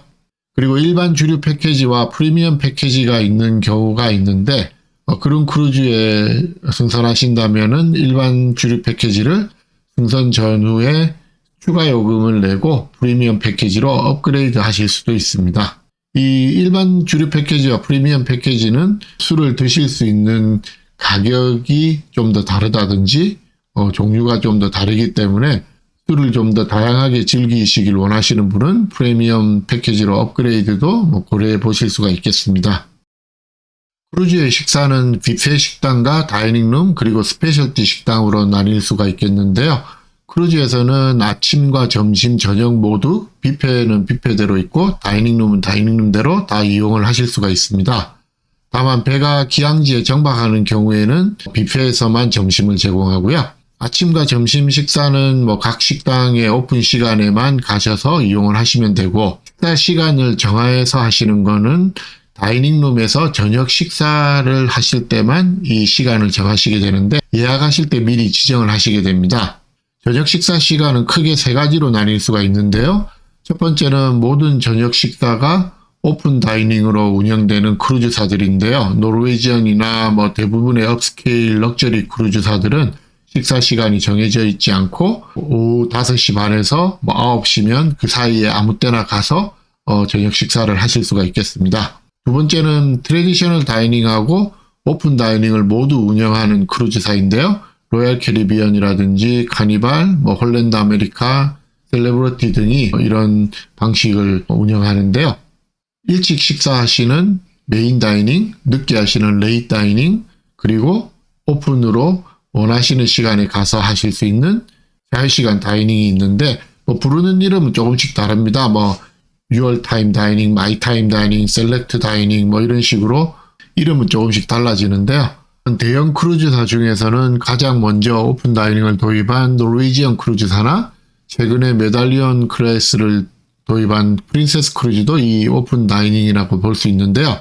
트래디셔널 다이닝은 저녁 식사 시간을 두 번으로 정해서 운영하는 방식입니다. 일찍 하시는 식사 시간을 메인 다이닝 또는 얼리 다이닝이라고 부르고요.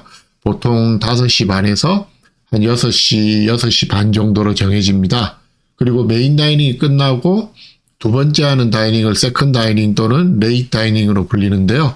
보통 8시에서 8시 반 정도로 정해집니다. 이 두 가지 정해진 시간으로 저녁 식사 시간을 정하시면 매일 저녁 같은 시간에 같은 테이블에서 같은 직원에게 서빙을 받으시게 되고요. 이 트래디셔널 다이닝으로 정하신 분은 정해진 식사 시간에 맞춰 가시면 되고, 항상 테이블이 준비가 되어 있기 때문에 그래도 정해진 시간에 최대 15분 이상은 늦지 않게 가시는 게 좋겠습니다. 이 두 가지 정해진 시간이 불편하신 분들은 오픈 다이닝을 선택하실 수도 있는데요. 이 오픈 다이닝을 선택하시면 매일 저녁 다이닝룸에 5시 30분에서 대략 한 8시 30분 사이에 가서 식사를 하실 수가 있겠습니다. 대부분 크루즈사들이 5시 30분에서 9시라고 명시가 되어 있긴 한데, 실제로 9시가 다 돼서 가면 식사를 여유롭게 하시기가 어렵기 때문에 최소한 8시 30분 전에는 가시는 게 좋고요. 방식은 모두 노르웨지언 크루즈사의 프리스타일 다이닝과 동일합니다. 한 가지 추가로 말씀드리자면 이 오픈 다이닝을 선택하신 분들도 매일 저녁 시간을 예약을 하실 수가 있는데요. 5시 30분부터 9시 사이에 원하시는 시간에 미리 예약을 하실 수 있습니다. 특히 일행이 8분 이상이신 분들은 매일 저녁 원하시는 시간에 예약 없이 가시면은 좀 기다리실 수가 있기 때문에 미리 식사 시간을 예약을 하고 다이닝룸을 이용하시는 게 좋은데요. 마지막으로는 아직까지 트래디셔널 다이닝만 운영하는 크루즈사도 있습니다. 이 디즈니 크루즈사가 대표적인데요. 물론 디즈니가 특이한 로테이션 방식으로 매일 저녁 식당을 바꿔서 이용을 하시는데, 식사 시간은 메인과 레이 두 가지로만 운영을 합니다. 정해진 다이닝 시간을 놓치시게 되면 뷔페 식당을 이용하실 수 있기 때문에 다이닝 타임을 놓치셨다고 해서 식사를 못 하시는 경우는 없는데요. 뷔페 식당 외에도 다양한 먹거리들이 있기 때문에 언제든지 식사를 하실 수가 있겠습니다. 일부 크루즈선들은 천장이 개폐가 되는 실내 풀장이 있긴 한데요. 이 실내 풀장이 없는 크루즈선이 훨씬 더 많습니다. 예를 들어 홀랜드 아메리카라든지 셀레브리티 크루즈선들은 실내 풀장이 있어도 18세 이상만 사용을 하실 수 있는 경우가 많기 때문에 어린이들이 이용을 못 하실 수도 있고요. 일부 신형 크루즈선에는 어린이들이 이용할 수 있는 실내 풀이 있습니다. 아주 작은 소형 크루즈선을 제외하고 거의 모든 크루즈선에는 스파 시설이 있는데요. 일부 크루즈선에는 무료로 이용하실 수 있는 사우나 시설이 있지만 대부분 크루즈선, 특히 최신 크루즈선의 스파 시설은 모두 유료입니다. 스파 시설을 이용하시려면 1일 입장권을 구입하시거나 아니면 전체 크루즈 일정을 다 이용하실 수 있는 입장권을 구입해서 이용을 하실 수가 있는데요. 크루즈사나 크루즈 시즌에 따라서 1일 이용권은 적게는 한 3, 40불에서 많게는 50불 이상 될 때도 있고요. 7박 일정의 전체 이용권은 대략 150불에서 한 250불 정도, 새로 나온 신형 크루즈선들은 300불 이상 받는 경우도 있습니다. 그런데 이 1일 이용권은 그날 스파 이용객들이 많으면 판매를 하지 않는 경우도 많기 때문에 꼭 스파를 많이 이용하시는 분들은 전체 이용권을 구입하시는 게 확실하게 스파, 사우나 시설을 이용하실 수도 있고 또 좀 더 전략을 하실 수가 있겠습니다. 모든 크루즈선에는 의사와 간호사 등 의료 인력이 배치되어 있는데요. 배에 따라서는 간단한 수술을 할 정도의 장비도 갖춰져 있습니다. 다만 의료 서비스는 무료가 아니기 때문에 의사에게 진료를 받거나 약을 처방받으시면 진료비 약값을 다 내셔야 되는데요. 이때 여행자 보험이 있으신 분들은 진료 받으시고 나서 영수증을 잘 챙겨 오셔가지고 댁으로 돌아가신 후에 보험회사로부터 보상을 받으셔야 하는데요. 여행자 보험이 있건 없건 상관없이 의료 서비스를 받으시면 모든 비용을 다 지불을 하셔야 됩니다. 거의 모든 크루즈선에는 장애인용 선실이 따로 지정이 되어 있는데요. 종류는 발코니도 있고 인사이드도 있고 오션뷰도 있고, 이 장애인용 선실의 가장 큰 차이점은 휠체어가 들어갈 수 있게 선실 문의 폭이 좀 넓은 점과 그리고 욕실이 좀 크고 이용이 편하게 설계되어 있습니다. 이 장애인용 선실은 그야말로 장애인분들을 위해서 마련이 되어 있는 선실인데, 가끔 이 선실이 크다는 이유로 장애인이 아닌 분들이 예약을 하려고 하는 경우가 있는데요. 이런 경우에는 나중에 선실이 강제로 변경이 될 수도 있기 때문에 유의하셔야 하고요. 일정 기간이 지난 후에 장애인용 선실이 판매가 되지 않을 경우에는 크루즈 회사에서 이 장애인용 선실을 일반 승객도 예약할 수 있게 오픈을 하는 경우가 있습니다. 이때 예약하시면은 크게 문제는 없겠습니다. 배 안에서 운영되는 어린이 시설과 프로그램은 다 무료인데요. 크루즈사에 따라 약간씩 다르지만 보통 3세에서 8세, 그리고 9세에서 12세, 13세에서 17세 사이 티네이저들을 위해서 이 시설과 프로그램을 달리 운영을 하고 있습니다. 같은 시설 안에서도 3세에서 5세, 6세에서 8세 이렇게 나이를 좀 더 세분화해서 어린이 프로그램을 운영하는 경우가 많은데요.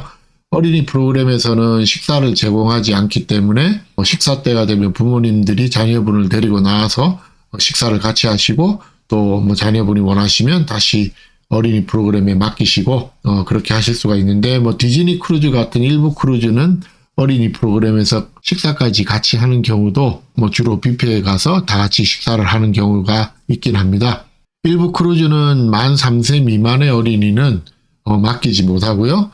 부모님 중 한 분이 같이 있으면은 이 만 3세 미만의 어린이와 시설을 같이 이용할 수 있게 해주는 경우는 있습니다. 크루즈사에서 기존에 판매한 상품의 루트와 다르게 크루즈 기항지를 변경하는 경우는 아주 흔하게 있는데요. 이유는 여러 가지입니다. 태풍 같은 날씨나 해당 지역의 지진, 홍수 등 천재지변이 있는 경우도 있고, 그 기항지에 폭동이 일어나거나 전쟁 위험이 있다든지 하는 경우가 있는데요. 어떤 이유로든지 크루즈사에서 항로를 변경하고 미리 통보를 해드리거나 아니면 기항지 정박 시간을 변경한다고 해서 크루즈사에서 승객에게 드리는 어떠한 보상은 없습니다. 가끔은 크루즈가 출발한 이후에도 크루즈 중간에 기항지가 변경되거나 기항지 자체를 안 들어가는 경우가 있는데, 이런 경우에는 크루즈사에 따라서 승객들에게 온보드 크레딧 등으로 약간의 보상을 해드리는 경우도 있습니다. 물론 기항지를 아예 안 가게 되면 해당되는 기항지의 세금 부분은 온보드 크레딧으로 환불이 됩니다. 어쨌건 이 예약하실 때와 다르게 나중에 기항지나 기항지 정박 시간이 변경되는 경우는 꽤 흔하기 때문에 이런 점을 항상 고려해서 여행 준비를 하시는 게 좋겠습니다. 크루즈사의 선실은 2인 1실이 기본입니다. 인사이드 오션뷰, 발코니, 그리고 주니어 스윗 같은 경우는 3인실 또는 4인실이 있고, 배에 따라서는 5인실 오션뷰나 5인실 발코니 선실도 있습니다. 여기서 꼭 아셔야 하는 점은 같은 등급 선실이라면 2인실이나 3인실 또는 4인실의 크기는 모두 동일합니다. 침대만 추가로 1개 또는 2개가 더 있으면 3인실 또는 4인실이 됩니다. 예를 들어 같은 발코니 선실이라면 2인실과 같은 크기에 소파베드가 추가로 있으면 3인실이 됩니다. 따라서 어린 자녀분들이 포함된 3, 4인 가족은 한 선실을 이용하셔도 많이 불편한 점이 없으시겠지만 성인 4분이 같은 선실을 사용하시는 것은 상당히 불편하니까 가격 전략만 위해서 성인 4분이 한 선실을 쓰는 건 절대 권해드리지 않습니다. 배에 따라서는 6인용에서 8인용 스윗 선실이 있는 배들도 있는데 이런 경우 일반 선실보다 보통 2배 이상 비용이 듭니다. 6인용에서 8인용 정도 되는 스윗은 모든 가족이 한 선실을 이용하면서 스윗 선실의 혜택도 누리시는 게 주 목적이지 요금을 절약하실 수는 없습니다. 로얄 캐리비안이나 노르웨이지안 크루즈, 디즈니 크루즈 같이 어린 자녀분들이 있는 가족들이 많이 이용하는 크루즈는 6인용, 7인용, 8인용 스윗 선실이 있는 경우가 많은데 예를 들어 8인 승객이 발코니를 2인 1실로 4개를 하는 전체 요금보다 8인용 스윗 1개를 예약하시면 전체 요금은 대략 2배에서 한 3배 정도 예상하셔야 하겠습니다. 만약 가족이 5인에서 6인 정도라면 스윗보다는 연결된 선실로 예약해서 절약하시는 방법도 있습니다. 소형 럭셔리 크루즈선은 대부분 2인용 선실이고 드물게 3인용 선실이 있는 경우도 있습니다만 3인용 선실이 아주 많지 않으므로 업스케일 또는 럭셔리 크루즈에 3인용 선실이 필요하신 분들은 예약을 아주 일찍 하시는 게 좋겠습니다. 크루즈는 3인용 선실에는 4인이 예약이 불가능하고 2인용 선실에도 마찬가지로 3인 예약이 법적으로 절대 불가능합니다. 그래서 방학 때 4인 가족이 크루즈를 계획하신다면은 4인용 선실이 다 없어지기 전에 좀 일찍 예약을 하시는 게 좋겠습니다.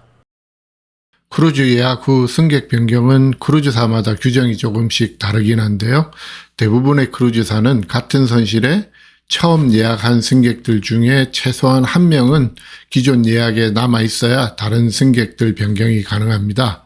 바꿔 말하면 모든 승객을 변경하는 건 취소로 간주가 되기 때문에 사실상 불가능하고 기존 승객들 중에 한 분은 꼭 남아 있어야 다른 승객들 변경이 가능합니다.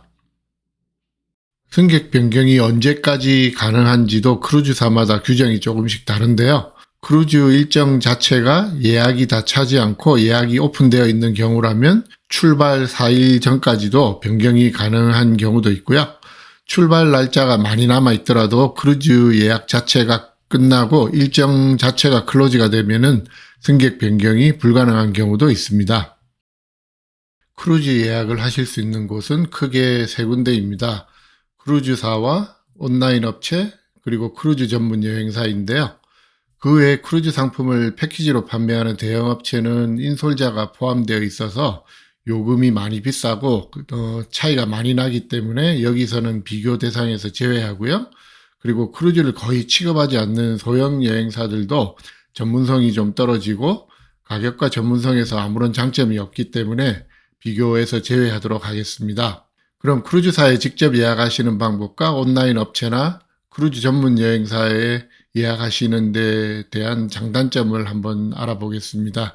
예전에 제가 만든 다른 영상에서도 같은 내용을 말씀드린 바가 있는데 다시 정리해서 설명을 드리자면 첫 번째 크루즈사에 직접 예약하시는 경우에는 장점으로는 직접 예약을 하시게 되므로 예약부터 예약 관리, 여행 준비 모든 걸 승객 본인이 다 관리를 할 수 있다는 점이고요.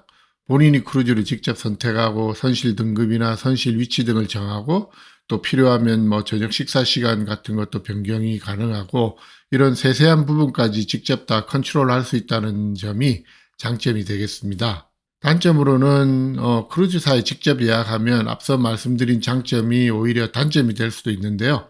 본인이 모든 걸 다 관리하고 살펴봐야 하기 때문에 사소한 예약상 변경도 직접 하셔야 하고 예약부터 결제, 여행 준비 이 모든 걸 스스로 다 준비를 해야 합니다. 크루즈 경험이 많으신 분들한테는 뭐 이 점이 별로 어렵지 않겠지만은 크루즈 경험이 없으신 분들한테는 이런 점이 꽤 힘드실 수도 있고요. 예를 들어서 잔금 결제 전에 가격이 하락하면 직접 크루즈사에 연락을 해서 조정 요청을 해야 하기 때문에 가격을 수시로 확인하고 직접 전화를 걸어 조정 요청을 하고 이 모든 걸 다 직접 처리를 하셔야 됩니다. 이런 모든 일들이 크루즈사의 콜센터에서 약간 도움을 드리기도 하지만 콜센터 직원의 경험 유무에 따라서 실제로는 뭐 크게 별로 도움이 되지 않는 경우도 많고요. 따라서 대부분의 여행 정보나 뭐 궁금한 점은 직접 검색해서 찾아봐야 합니다. 또 다른 단점으로는 예약하실 때 다른 크루즈사의 상품 선택과 비교해 큰 도움을 받기가 어렵습니다. 특정 크루즈사의 콜센터 직원은 당연하겠지만 자사 상품의 장점만 주로 강조할 확률이 높고요. 그렇기 때문에 다른 크루즈사와의 비교를 제대로 해드리지 않을 확률이 높습니다. 그래서 좀 더 비교해서 상품 선택을 원하시는 분들한테는 크게 도움이 되지 않을 수 있습니다. 그리고 크루즈사에서 제공하는 프로모션 외에 다른 어떤 프로모션이나 특전도 추가로 받으실 수가 없습니다. 크루즈 예약 시 받으실 수 있는 특전은 크루즈사에서 제공하는 어디에서 예약하시든 받으실 수 있는 특전, 그러니까 내셔널 프로모션과 때때로 각 에이전시에 따라서 추가로 드리는 특전이 있는데요. 크루즈사에서 직접 예약하시면 이런 에이전시에서 드리는 특전은 당연히 받으실 수가 없습니다. 온라인 업체의 장점은 가격에만 있습니다. 인력을 최소화하고 대부분 예약은 당연히 온라인으로 받고 고객 지원도 온라인 또는 이메일로 승객 지원을 하기 때문에 가격 면에서 유리합니다. 다만 가격이 실제 저렴한지는 상품에 따라서 그리고 예약 시점이나 크루즈사에 따라서 상당히 달라지기 때문에 꼼꼼히 비교를 해봐야 하는데 실제 같은 날짜의 크루즈라도 정확한 선실 등급과 포함사항 등을 꼼꼼히 다 챙겨서 비교를 하셔야 정확히 알 수가 있습니다. 온라인 업체의 단점은 아무래도 온라인 업체이기 때문에 예약하실 때 어떤 도움도 받기는 어렵고 직접 다 정보를 검색해서 비교를 해야만 상품 선택을 하실 수 있기 때문에 상품 선택하시는데도 어려움이 좀 있고 시간이 많이 소요됩니다. 무엇보다도 예약 후에는 도움을 받기가 상당히 어렵습니다. 온라인 업체는 비용 절감을 위해서 충분한 지원 인력이 없는 경우가 많기 때문에 그래서 뭐 전화 한번 하면은 2, 30분 기다리는 건 보통이고요. 그리고 실제 도움이 되기보다는 미리 준비된 매뉴얼에 따라서 대응하는 경우가 많아서 실제로 별 도움이 안 되는 경우도 많고 도움을 받으신다 하더라도 시간이 많이 소요됩니다. 그리고 같은 직원과 다시 연결되기 어려운 경우도 많아서 똑같은 문제를 해결하는데 시간 소요가 더 많이 되고 더 어렵고요. 실제 온라인에서 예약하시고 도움이 필요할 때 예약한 업체와 소통에 어려움을 겪으시는 분들이 의외로 많이 있습니다. 마지막으로 크루즈 전문 업체에 예약하시는 경우인데요. 장점으로는 특정 크루즈사에 종속되어 있지 않기 때문에 다양한 크루즈를 비교해서 추천받으실 수 있는 장점이 있고요.